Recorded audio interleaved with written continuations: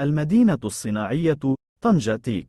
لقد عرفت سنة 2022 أشغال بناء المدينة الصناعية محمد السادس طنجة تيك بشراكة مع جمهورية الصين الشعبية، ويهم مشروع مدينة محمد السادس طنجة تيك إنجاز مدينة صناعية مستدامة مندمجة وذكية بهدف بث دينامية جديدة في الأنشطة الاقتصادية للمملكة وترسيخ مكانتها أكثر في الفضاء الأوروي متوسطي.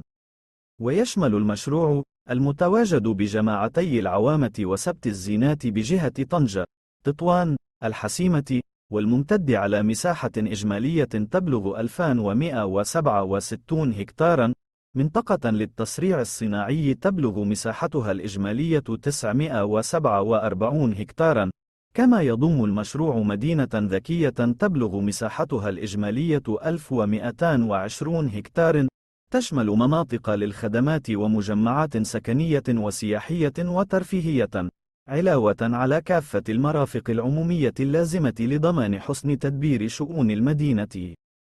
وتم في 2022 إطلاق شراكات مالية وتجارية كبيرة مع بريطانيا، إضافة إلى مشاريع ومصانع كبرى بالأقاليم الجنوبية للمملكة، خاصة بالعيون والداخلة من طرف بريطانيا والولايات المتحدة الأمريكية ودول خليجية.